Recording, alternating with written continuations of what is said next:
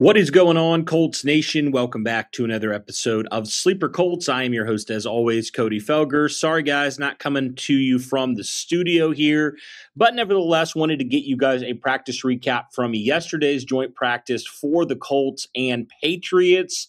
There's obviously a lot of stuff going on, and so just wanted to give you a brief breakdown. I apologize I wasn't able to get it on the day of, but wanted to get you guys something nonetheless here in regards to this. And overall, from an injury standpoint, we saw the Colts get a couple players back, which is certainly encouraging. Most notably, Josh Downs, a wide receiver who was dealing with a little bit of an injury there, missed a couple practices, but Shane Steichen acting like the injury was not anything significant. Even said last week that Downs might practice, and he did, and he had some nice moments in the practice against the Patriots. So good to see there. Hunter Wohler coming back after dealing with a hamstring that kept him out a couple weeks. So good to see him getting back into rotation there. But still didn't see any CJ Allen. We did get a little bit of interesting controversy with the whole Alec Pierce situation. So on Monday, a report came out from The Athletic that Alec Pierce had received a second PRP injection, which essentially, from what I understand, this PRP injection does is it uses a concentrated dose of a patient's own blood platelets to help heal injured joints, tendons, and skin.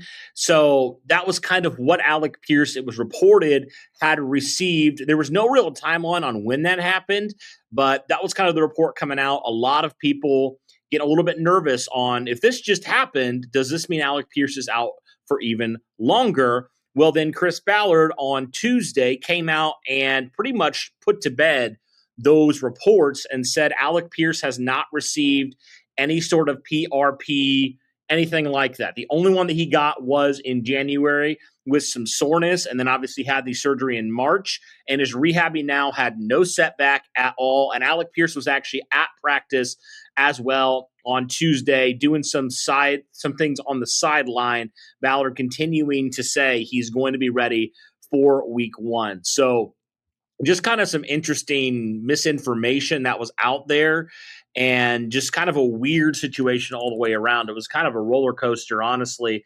of just thoughts and roller coaster of diagnosis here that led to a lot of roller coaster emotion, obviously. So just kind of an interesting thing there, but it appears that was false. And so Alec Pierce remains continuing to rehab here. And obviously the Colts still have a few weeks here till they kick off the regular season against the Baltimore Ravens. So Alec Pierce has some time here still. Obviously, you would like for him to get back on the field sooner rather than later, but Reggie Wayne even said, I'd rather have him at 100%, not like 80 or 85%. So it does appear that Alec Pierce is trending in the right direction. We'll just have to see, but certainly good news that PRP stuff, that information that came out was false. So it appears that is not the case for Alec Pierce, which is great.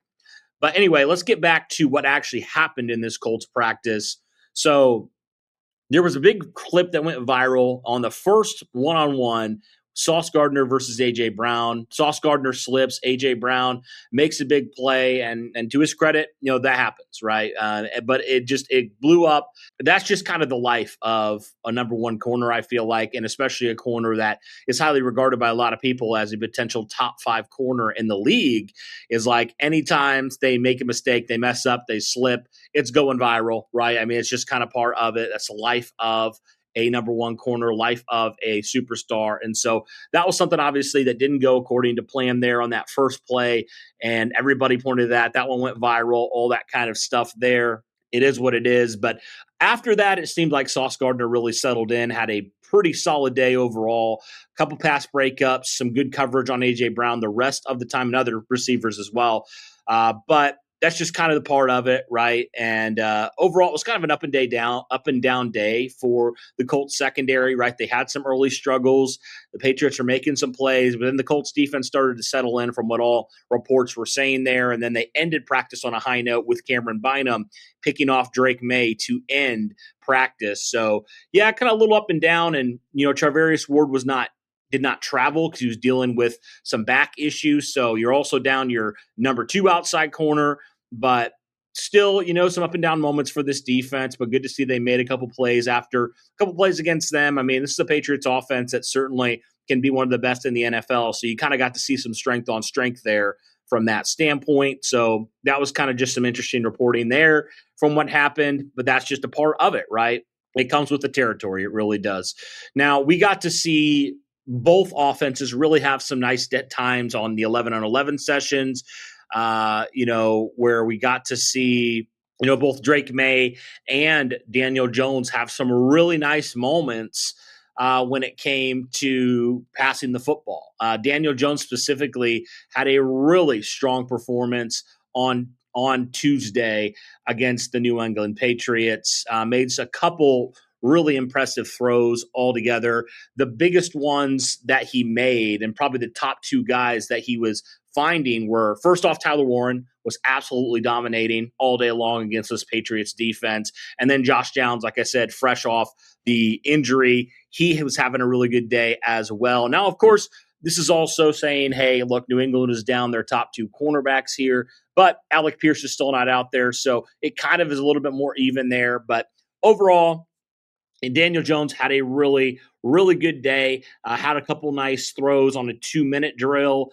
And overall, this was something that we really continue to see pretty much every practice, is this Colts offense just continues to do some really, really good things. And Daniel Jones continues to put the ball where only his guys can go up and get it. So that is certainly encouraging from that standpoint. I'd love to see that. So right now, the Colts are kind of splitting the reps between Riley Leonard and Anthony Richardson. Riley Leonard got slightly a few more reps than Anthony Richardson, but we did find out that Anthony Richardson will start on Thursday in the first half, Riley Leonard in the second half. So we're going to see both these quarterbacks a whole lot. Obviously, Daniel Jones not going to probably play this preseason at all, but we'll just kind of have to see how that looks there.